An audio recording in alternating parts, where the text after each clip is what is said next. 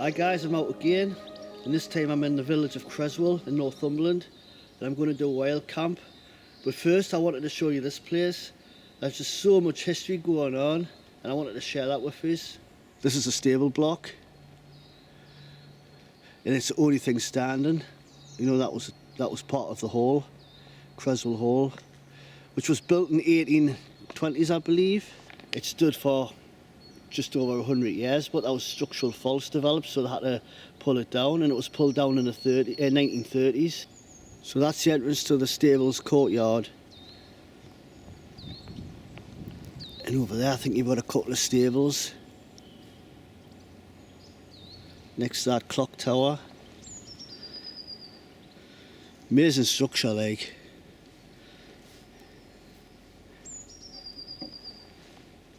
I mean, some of them have been blocked off now. Wonder why. These two clearly haven't been blocked off.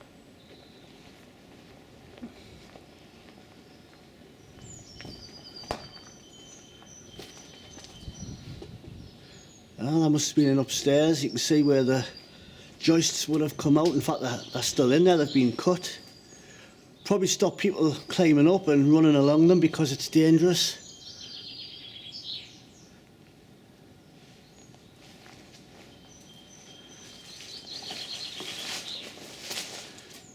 So I'm wondering if the stable hands lived upstairs and the horses lived down underneath.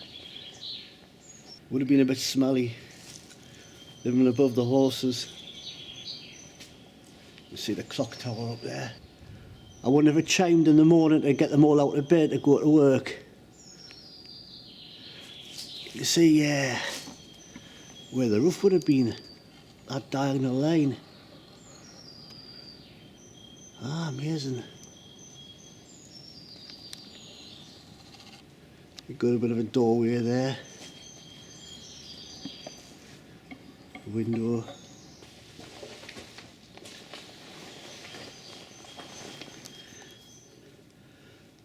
Fireplace up there. And a chimney.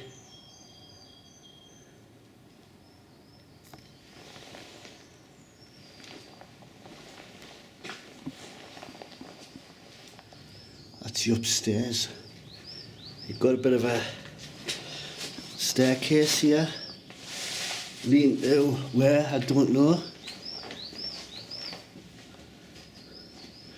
What they've done is they've smashed away. I think they've probably done that. The authorities have done that, like, to stop people getting up onto the upper parts of the stable block.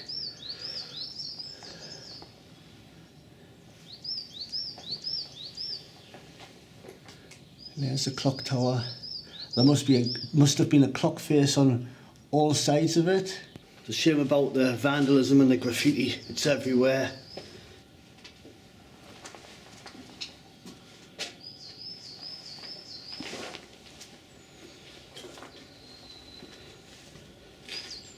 And you've got buildings all the way around. This is the courtyard.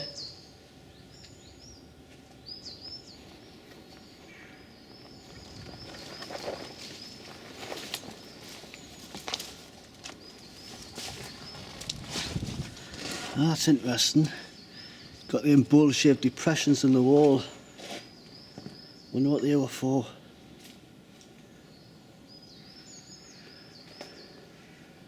And there you've got a doorway and windows, so there was no upper level.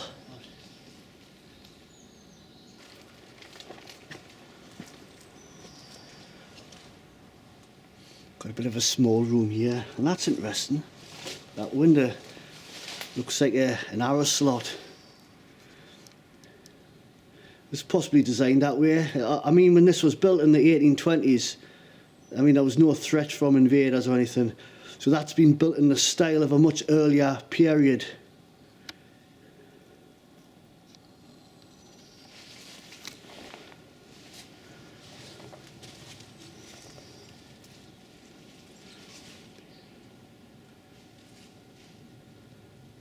Oh, look, there's a little nesting bird over there.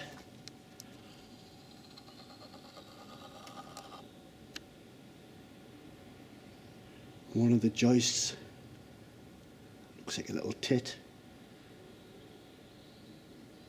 Amazing. I won't stay long here because the birds are nesting at the minute.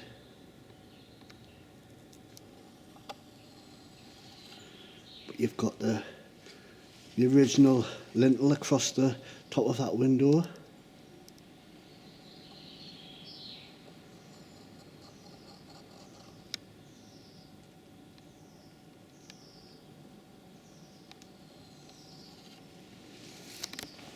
Oh, I've got a fireplace.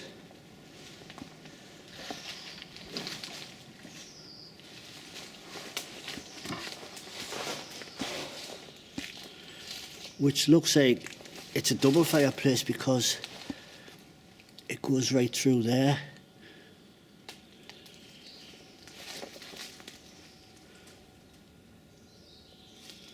So this stack would have served 2 rooms. You can really get a feel for the place, what it must have been like. But it was a very busy place at one time. Nice archway there. And it looks like it was a gateway to somewhere. There's the bits of metal sticking out where a gate would have hung.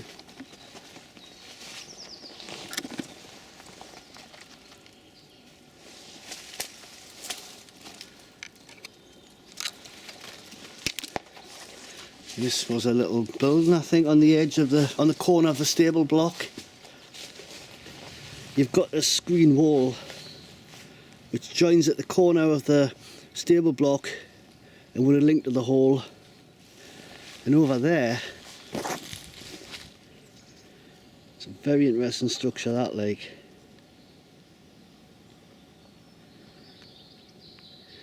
A colonnade, I think it's called. A gallery of 16 columns, which would have linked from the hall to the conservatory, which would have been in here somewhere. The conservatory had tree ferns and other exotic plants. Must have been a beautiful place.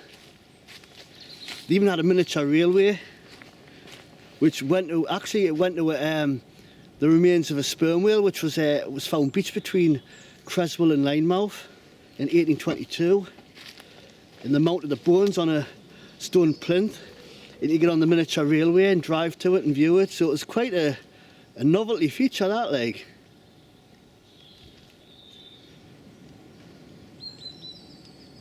And that, like I said, that linked from the hall to a conservatory, which is sadly gone now.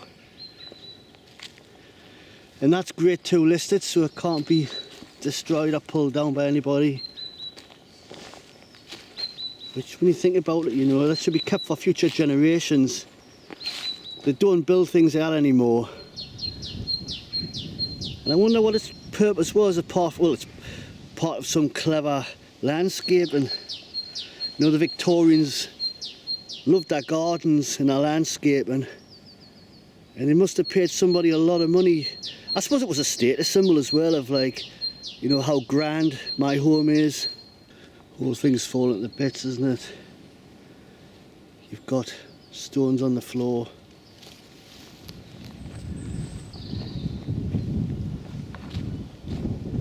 Parts of it over here. It's a shame it's crumbling.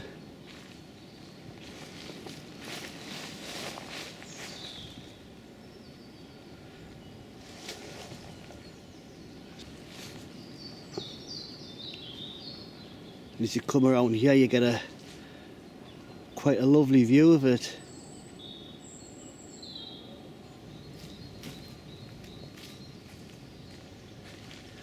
And as you walk along, you get a glimpse of the stable block through the columns.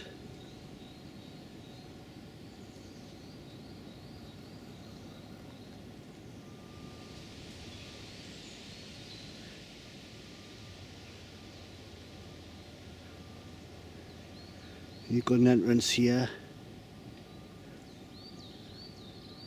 Shame it's all overgrown.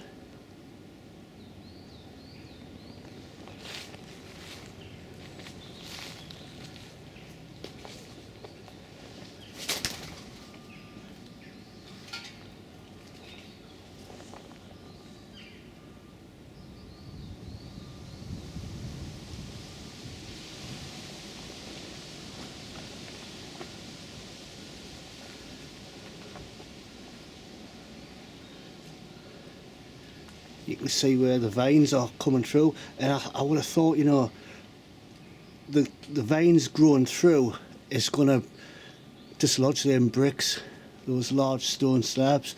Although it looks well built, nature has a way of, you know, reclaiming the land. You know, once it gets them tendrils into the rock, this place is just going to fall to bits eventually unless it's preserved. When you come through here, you've got the colonnade. This is like a raised area, and it would have been maybe a walkway at one time, a raised area where you can view the gardens. There was rockery as well, and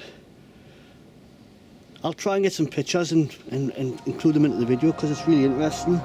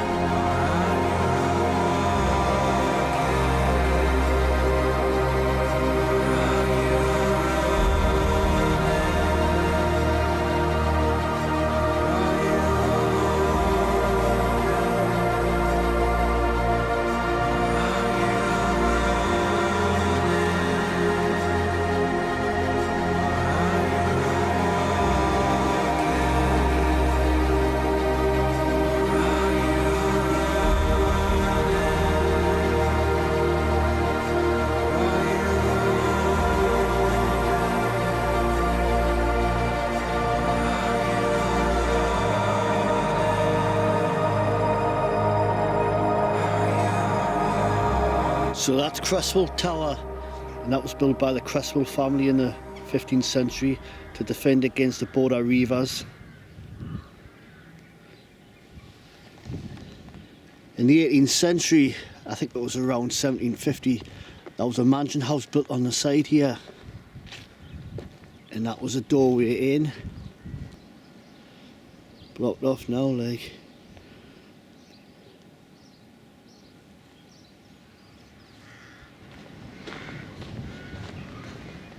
That looks like the original doorway in there. You can kind of see where the old mansion house was joined onto it. That line going up 45 degrees. And look how about there it changes angle. So, you know, there's been alterations done and they've changed the pitch of the roof at some point. There's 80 Pele towers in Northumberland, and this one's in good condition compared to some of them. And it follows a fairly standard construction where you've got 3 levels. You've got like a basement, which is like the ground floor, the level you go in. A first floor, which would have been like, you know, cooking area, garderobe, which is like a toilet basically, in a living area. And the top floor, which would have been living area, probably slept up there as well. Can't actually go in now, like. It's a shame it's blocked off. But apparently they've had lottery money funding to kind of do it up and open it to the public as a tourist attraction. you can just kind of see the spiral staircase going up, which was basically very tight, which meant it was easily defended against. Any invaders going up there could be kind of, you know, hacked it with swords and that. So it was quite easily defended. And I think the only thing that can get in there now is roost and bats. Nobody else can get in unless you got the keys. It's a shame, like, because I would like to have gone in to have a look. I haven't brought my ladder, so I kind of scale the sides. Looks like you've got a bit of a platform there.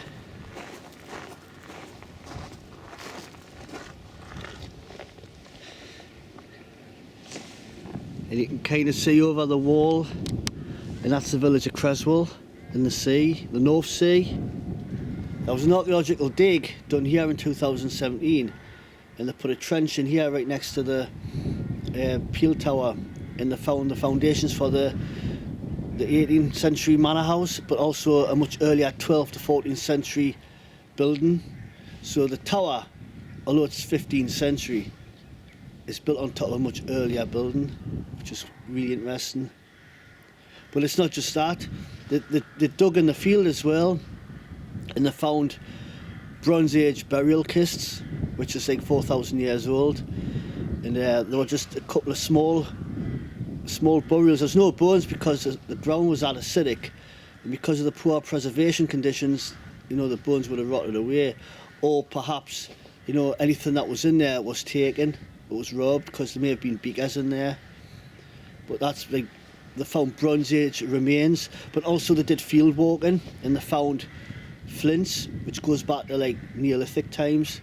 So, you know, when you look around here, it just has such a commanding view of the area. Over there you've got just lovely views up the coast.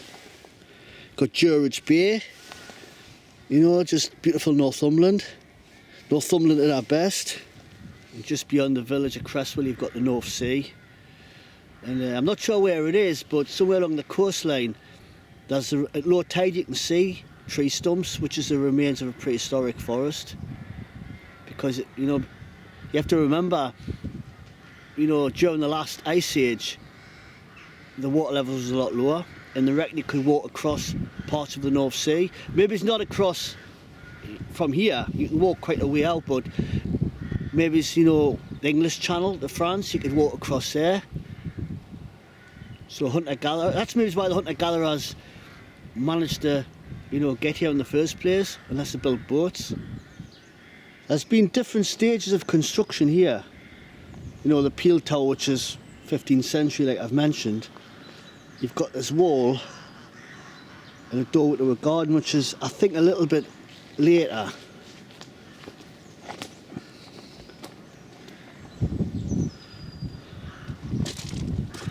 Must have been gardens at one time.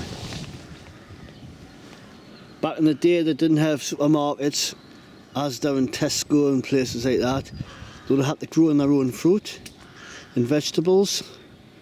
So the chances are there would have been, maybe there's a bit of an orchard in here, fruit and vegetables.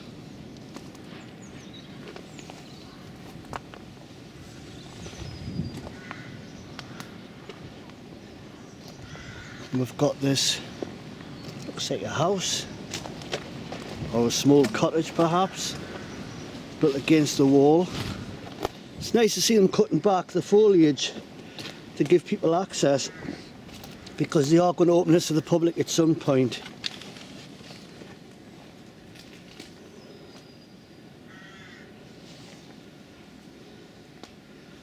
And you've got holes there where there would have been joists coming out, so there would have been 2 levels.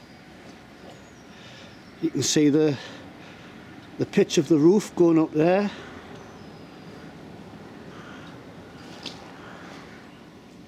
Quite a simple cottage, or simple building I should say, compared to the stable block. Even though the stable block was, you know, probably for servants and that, it was a little bit better made. This could be earlier. You've got the tower in the background there. So an amazing amount of history with this place, going back many thousands of years. And I'm going to be one of the inhabitants here tonight. This is going to be my dwelling. a wild camp, and I bring you guys along for the adventure, because you know it makes sense. Hope them crows don't keep us awake.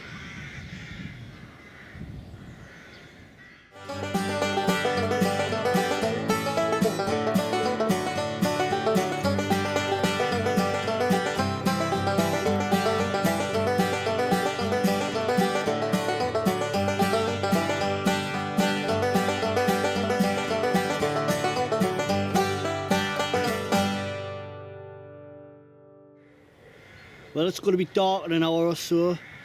Looks like the birds are starting to get in the trees and they'll be going to roost soon. I've got my bivvy set up somewhere, and it's a bit of a stealth camp because I am quite close to the caravan park. So we'll have a look around, see if you can see where I've set up. Can you see anything? Well, it's over there somewhere. Walk a bit closer.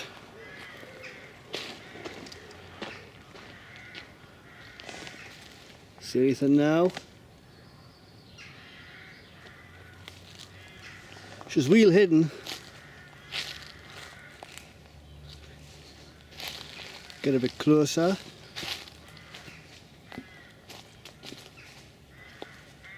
Should be seeing it now.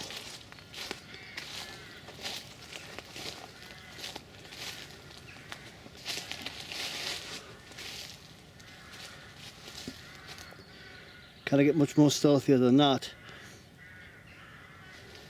I've basically got it covered with a camo net, and I've chucked a few leaves and dead ferns over the top. Tonight it's forecast for rain, so I'm thinking about putting a small tarp over the top and then covering the net over that, because I mean them bivvies are good. That's a snug pack stratosphere. You've probably seen us use it before, but if you don't have any kind of cover over the top, you are going to get wet getting in and getting out, and potentially getting your sleeping bag wet as well. Well, I've covered it with my tarp. See if you can see it. It's not as stealthy as the bivvy. It's not as low profile. And I suppose with a little bit more time and effort, I could kind of cover it a bit better. But it's going to be dark in half an hour or so. It was just more of an experiment, really, just to see how well it covered. And that's a sill tarp one, covering the snug pack stratosphere bivvy. So, you know, it can be quite a stealthy solution, like, you know, if you're in an area where, you know, it's prone to getting a lot of visitors.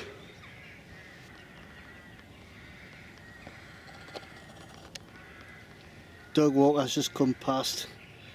Dogs looked at us, but they didn't bark or anything. So it's one thing you got to be careful of. As it starts to get dark, people are going to walk their dogs without giving them the last walk.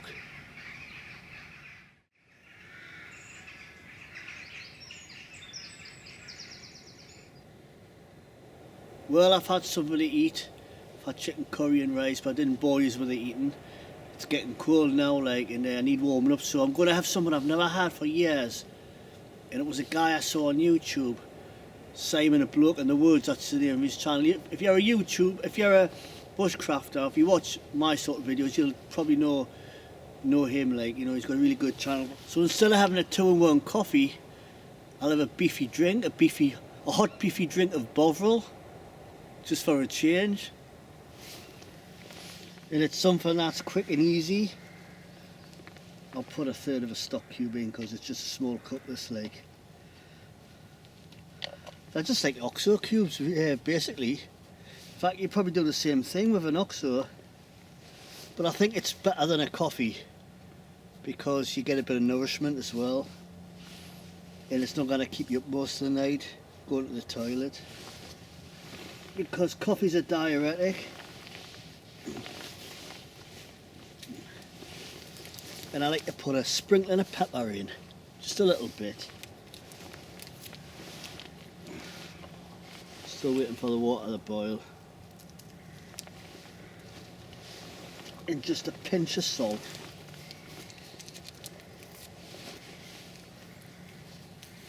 Best to pour it into your hand first and take a pinch out your hand and then put it in your cup. because you sprinkle it into your cup. 9 times out of 10 you're going to put too much in, and you can put it in but you can't take it out. Just a little tip for you guys.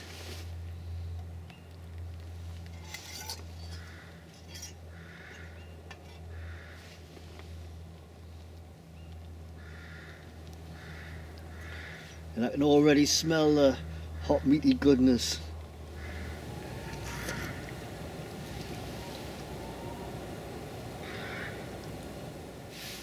There's the owl.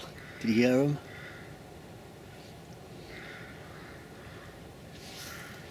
Actually, animals in the woods, especially roosting birds, are really good to tell when there's something happening for somebody coming into the woods. They're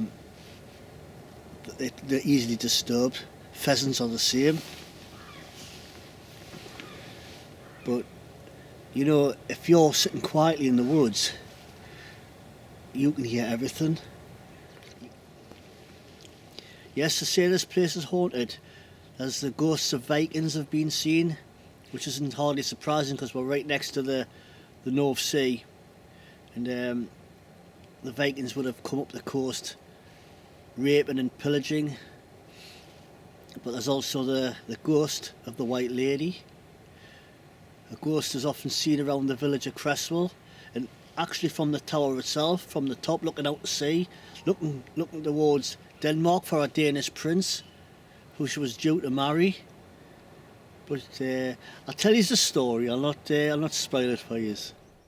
The White Lady, who may or may not have been a member of the ancient Cresswell family, was in love with a Danish prince. The romance did not favour well with the lady's family, but the handsome Dane had won the fair lady's heart. One day, in expectation of the prince's return from sea, the lady gazed from her home to look for the arrival of his ship, and indeed the ship did appear and anchor in nearby Druridge Bay. The prince rushed ashore to meet the lady, but before they could embrace, the lady's 3 brothers ambushed the prince and cut him down with their swords. The lady witnessed the horrific murder of her beloved prince and was devastated and lost the will to live.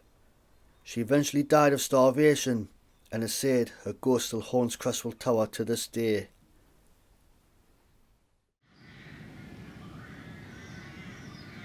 Morning. Well, I didn't see or hear any ghosts last night, but I had a damn good sleep.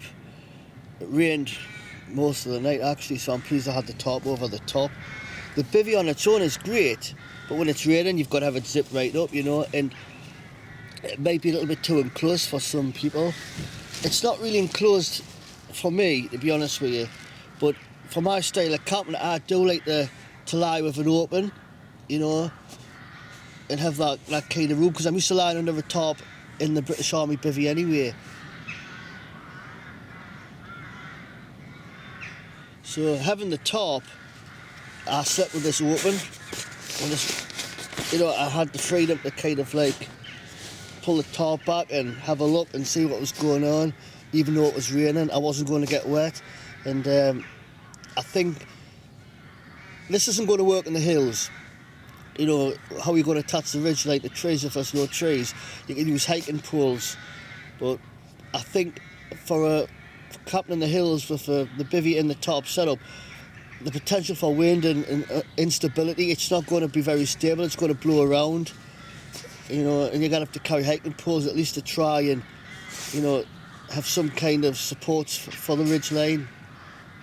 But for a woodland camp, I mean, if it's not going to rain, yeah, sure it's not going to rain, the bivvy on its own is great with the camo netting over the top. It's an excellent, you know, stealth camping option. But having a sill top one or some other small top in conjunction with the bivvy, it's just, you know, I think it's going to be the way forward for me. You can see here how the top isn't quite long enough, and the water that's falling is pooled at the bottom. No, I don't like that, because although it's incredibly waterproof, you just never know, and if it does get in, if it's kind of pool like that, you know, eventually it might get in. So I think having a top that's going to be at least the length of your Bivvy is recommended, like. But I didn't get wet, so it's a fantastic bivvy, this snug pack stratosphere. You know, and I've got a little bit of room either side to just put stuff, and they're not gonna get, it's not gonna get wet.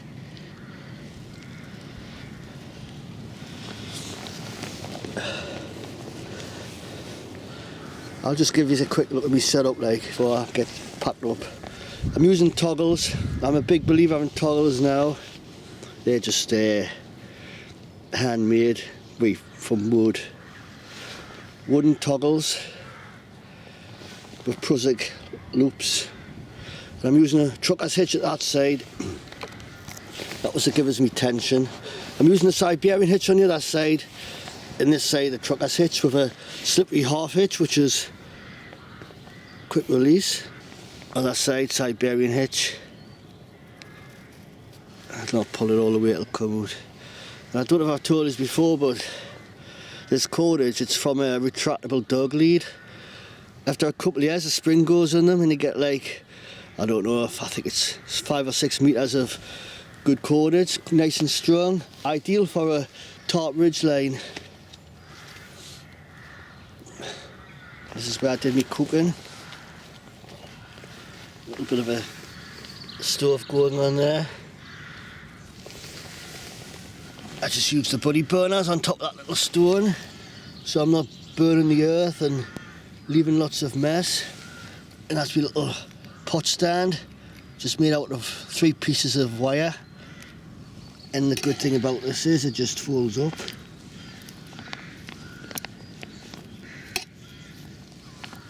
And it fits inside my Crusader cup.